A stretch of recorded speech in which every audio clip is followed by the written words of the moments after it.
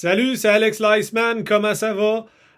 Cette semaine, en plus d'être diffusé sur Apple Podcast, Amazon Music et Spotify, le podcast Le gars de l'Arena Warm-Up va être aussi diffusé sur YouTube parce que c'est un sujet qui a vraiment pogné. J'ai voulu publiciser mon podcast justement sur une story que j'ai mis sur TikTok, Facebook et Instagram. Et j'ai fait le calcul ce matin et j'ai un total de 45 982 personnes qui ont vu mon vidéo. Alors, c'est un sujet qui assurément pogne et fait réagir. Et je vous le dis que j'ai fait beaucoup de recherches pour le nombre d'inscriptions au hockey mineur année après année. Là, j'ai la feuille ici, là. OK? Juste ici. Ça, c'est de partir de 1982-83, la saison 82-83, jusqu'à la saison 2022, entre une période entre 2022 et 2026 du nombre d'inscriptions. Donc, cette semaine, pourquoi le hockey québécois fournit plus de joueurs dans la Ligue nationale et aux championnats mondiaux U17, U18, U19 comme avant?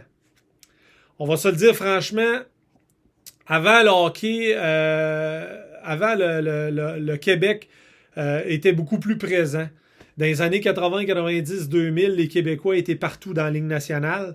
Puis des joueurs d'impact, des leaders, des marqueurs, des noms qu'on n'oubliera jamais, des Mario Lemieux, des Pierre Turgeon, des Patrick Roy, des Martin Brodeur, Roberto Luongo, Marc-André Fleury. On avait beaucoup de gardiens, on avait beaucoup de joueurs d'impact. Aujourd'hui, ben, ils sont encore là, mais sont moins nombreux. Puis sont moins dominants aussi, sont moins visibles. Et puis ça, c'est pas un hasard. OK? Personnellement, le problème, c'est pas le talent. Le Québec a jamais cessé de produire de talent. Le problème, c'est le système. Aujourd'hui, le hockey est devenu une machine à ajouter des équipes élites. Et puis ça, ben, c'est en train de nous coûter cher. J'ai même des graphiques là, que je vais insérer dans cette vidéo-là.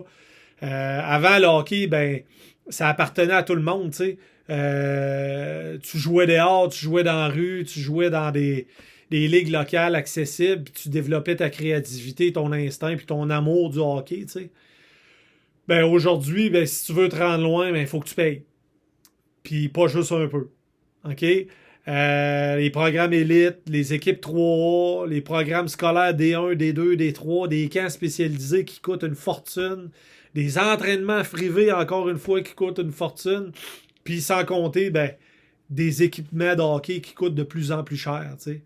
Le hockey, c'est devenu un sport de sélection. Tu sais. Personnellement, je trouve ça aberrant, je trouve ça décevant.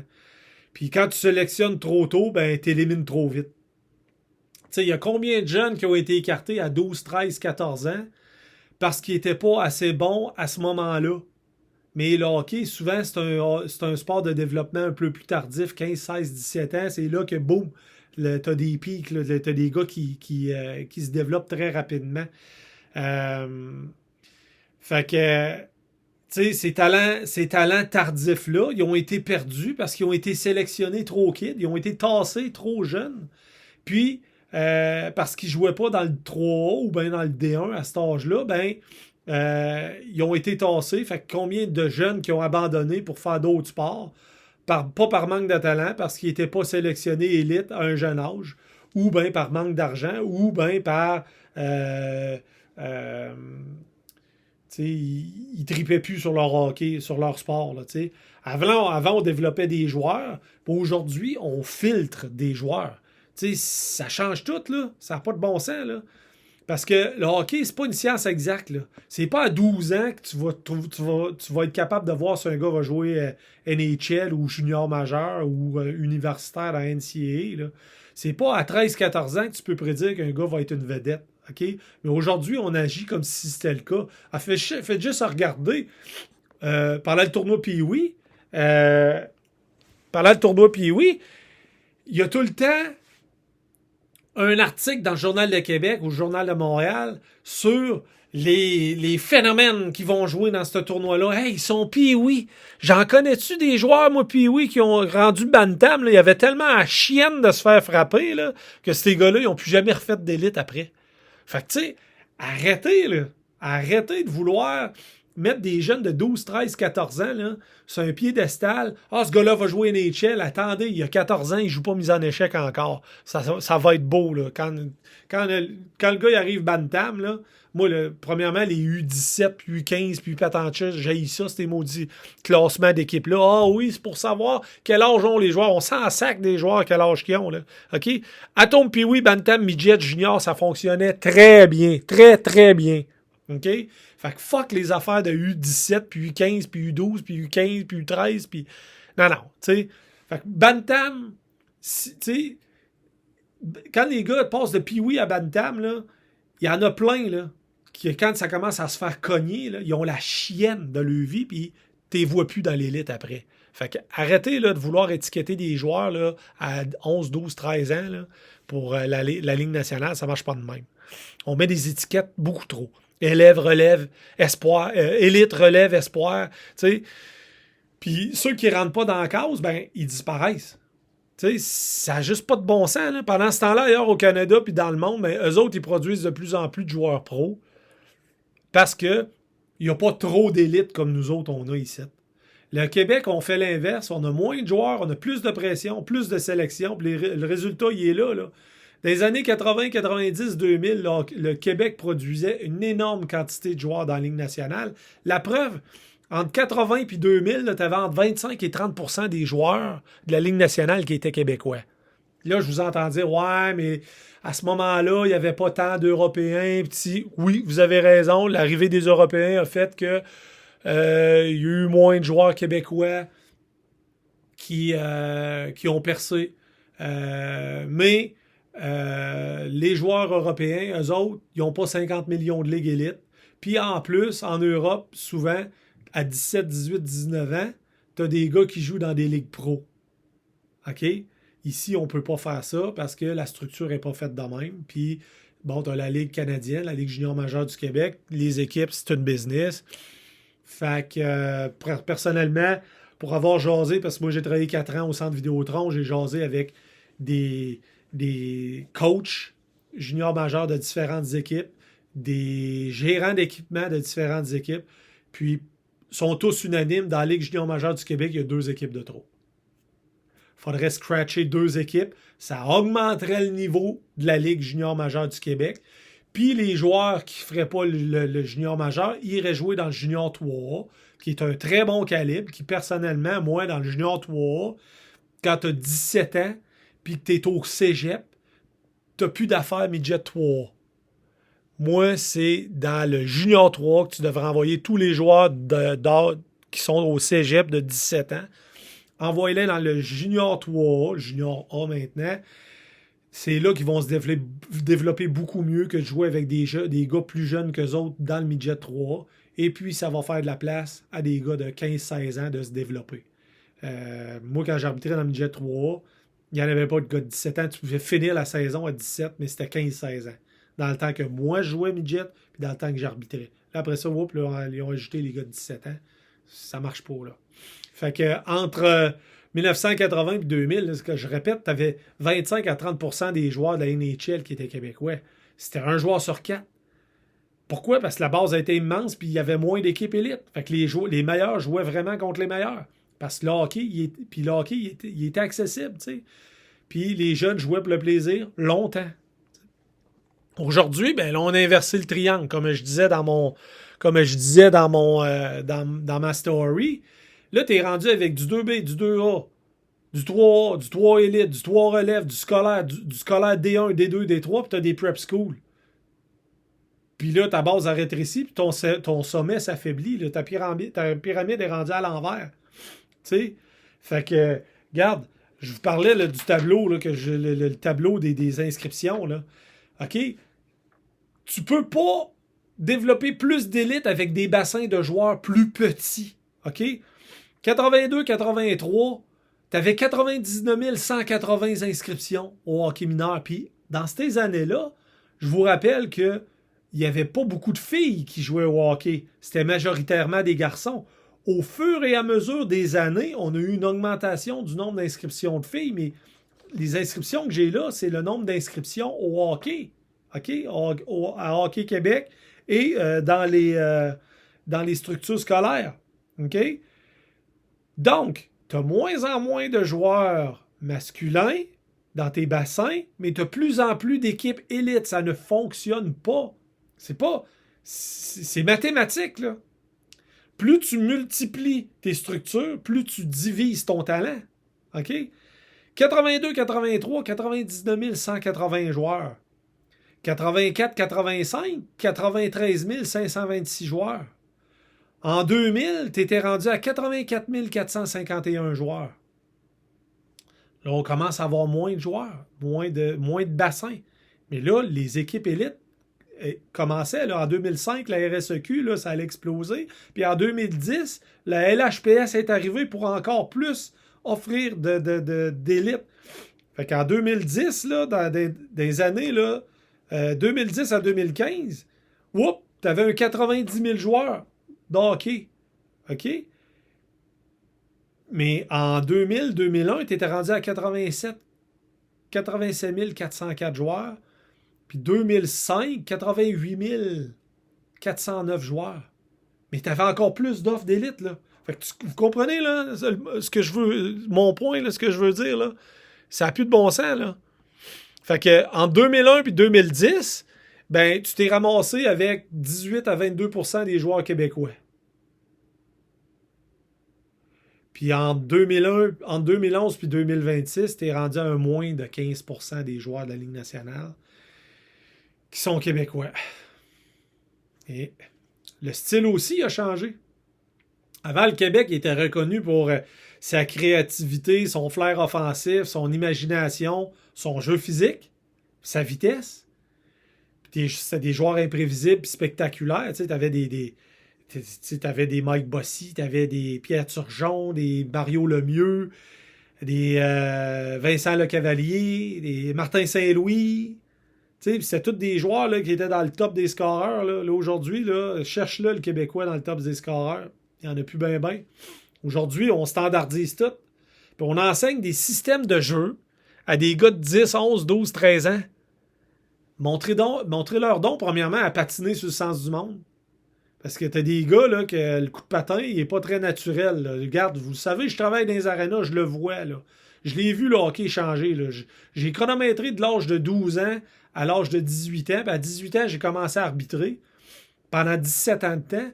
Puis là, cet été, ça va faire 20 ans que je travaille dans les arénas. Puis j'en ai passé 4 au centre Vidéotron à voir les pratiques de Patrick Roy, puis d'Éric Veilleux, puis d'autres coachs de la Ligue junior majeure parce qu'il y avait les morning skates des autres équipes. Puis c'est bizarre, hein? Ça pratique les skills, ça pratique la base, ça pratique les réceptions de passes du revers, les passes du revers, les passes soulevées. Puis quand j'arrive dans le hockey mineur, là, je regarde des pratiques de hockey mineur, là, je vois de moins en moins ça parce qu'ils passent plus de temps à pratiquer le Moses de fucking système de jeu. Je suis désolé, montrez à vos joueurs à être capables de pratiquer vos systèmes de jeu. Vous montrez des systèmes de jeu, puis les gars sont même pas capables de les exécuter parce qu'ils n'ont pas les skills pour le faire. On essaye de former des joueurs complets, structurés, fait que ça donne des joueurs moins créatifs. On veut des systèmes, des schémas et du contrôle.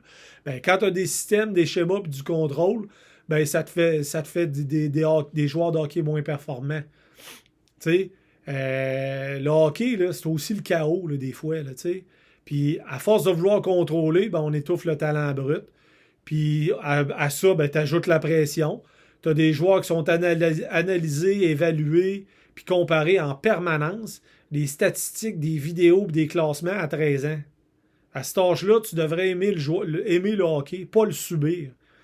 Puis, quand le plaisir disparaît, là, ben, c'est vraiment pas compliqué. Le talent aussi, souvent, il disparaît. Le résultat, ben, tu as moins de passion, tu as moins de joueurs, puis tu as moins d'élite naturelle. Puis pendant ce temps-là, ben, le reste du monde avance. Les États-Unis investissent massivement dans le hockey. T'sais, on entend souvent parler « Ah, Gary Bettman nous a volé notre hockey, puis il met juste des équipes aux États-Unis, puis tatati, tatata. » Ben, le hockey, il s'en vient de plus en plus populaire. Oui, la Ligue nationale est de plus en plus aux États-Unis. Ça fait depuis 1993 qu'on n'a pas gagné la Coupe Stanley avec des équipes canadiennes. Mais majoritairement, les joueurs dans la Ligue nationale sont canadiens. Puis ça va rester.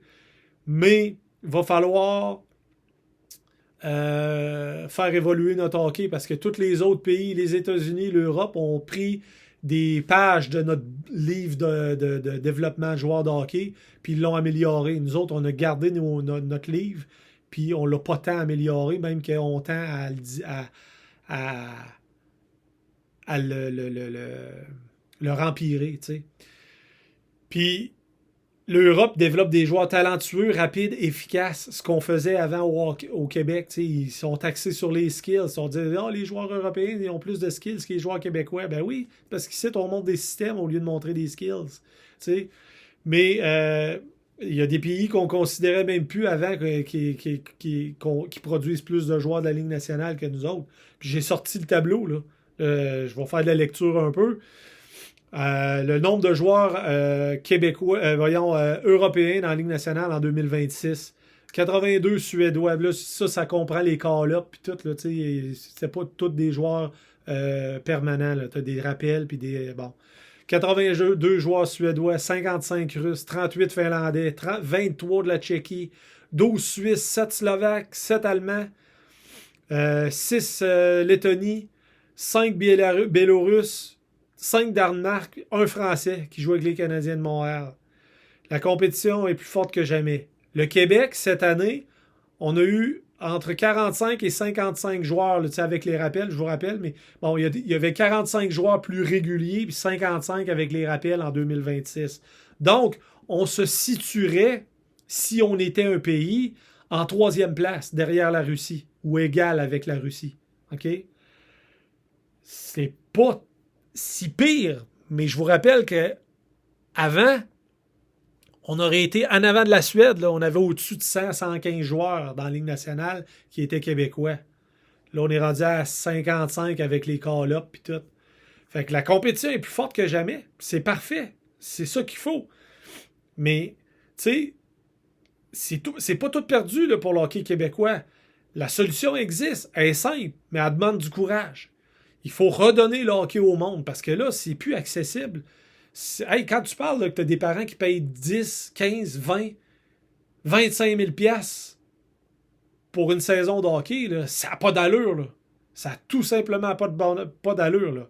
Il faut re-rendre le hockey accessible. Il faut retarder la sélection. T'sais, si tu ne joues pas 3A dans le Pee-Wee, ça veut pas dire que rendu Bantam, tu peux pas jouer 3A, puis que Midget, tu peux pas faire le M18 3A, là, parce que t'as pas été dans la structure dans le Pee-Wee, tu peux pas être dans la structure rendu Midget, ça marche pas, là. OK? Il y a des gars qui se développent, des joueurs qui se développent plus tard. Moi, là, j'ai commencé à grandir à 16 ans. Je mesure un petit peu plus que 6 pieds, je mesure 1m84. OK? 6 pieds, c'est 1m83, 6 pieds 1, c'est 1m85. Je vous apprends rien, là. Bon. Et j'ai commencé à grandir à 16 ans. Fait que moi, ça veut dire que Pee-Wee, là, quand je mesurais 5 pieds 2, 5 pieds 3, là, ben là, aujourd'hui, je me serais tassé à ce gars-là, il n'est pas assez grand, il n'est pas assez gros, il ne jouera jamais NHL. J'ai jamais joué NHL, ouais. Mais je me serais fait tasser vraiment rapidement. Fait que faut permettre aux joueurs de jouer longtemps sans pression, puis valoriser le plaisir au lieu de la performance. Parce que les joueurs viennent pas toujours des meilleurs programmes, ils viennent souvent des meilleurs environnements. Puis ça, on l'avait avant. Puis la vraie question, c'est pas pourquoi on produit moins de joueurs NHL. La vraie question, c'est à quel moment on a décidé que le hockey était plus pour tout le monde. Parce que le jour où le hockey redevient accessible, ben le Québec va recommencer à produire, puis à produire des joueurs pour le U17, U18, puis le U19, le U20 les championnats mondiaux, puis des joueurs de la Ligue nationale. Puis, tu sais, pas juste des joueurs qui vont être différents, qui vont redevenir créatifs, audacieux, dangereux, tu sais, qui vont être physiques. Le monde parle beaucoup des frères Kachuk, puis tout, puis des Québécois, des frères Kachuk québécois, on n'en a plus. Là, dans le temps, t'avais des Claude Lemieux, t'avais des gars, t'avais des gars là, qui étaient épeurants. Là. Fait que... mais pour ça, il faut arrêter de chercher à augmenter le nombre d'équipes élites, puis recommencer à bâtir une base solide. Parce que, tu sais, va falloir fusionner un peu, là. S'il faut donner toute l'élite au hockey scolaire, puis redonner le hockey participation aux associations de hockey mineur, ça peut être une solution. Mais ça fera pas l'affaire à bien du monde parce que, encore une fois, avoir du 3A civil, ça donne de l'argent. Avoir du élite scolaire, ça donne de l'argent. Avoir du élite de LHPS, ça donne de l'argent. Ça fait travailler des coachs puis tout. Mais il va falloir que tout ça, la RSEQ, la LHPS, puis le Hockey Québec, ça soit ensemble, puis fasse une seule ligue élite pour mettre vraiment les meilleurs contre les meilleurs, comme dans le temps avec la Ligue de hockey développement 2A. Dans ce temps-là, on produisait plus de joueurs élites qui jouaient dans la Ligue nationale. On avait plus de gars qui étaient invités au championnat mondial junior, au championnat mondial U18, U17. Puis, c'est ça. Il va falloir revenir à ça, à mon avis. Fait que, tu sais, au hockey, comme dans la vie, c'est pas un sommet qui crée c'est pas le sommet qui crée la grandeur. C'est sa fondation. Puis ça, c'est pas une opinion, c'est un fait. OK? Je vais avoir un invité prochainement qui, lui, est pas du tout de mon avis. OK? Je vous donne pas son nom tout de suite. Restez à l'affût sur mes médias sociaux. TikTok, Instagram, YouTube, même Facebook. Je vais vous dévoiler le nom de cette personne-là.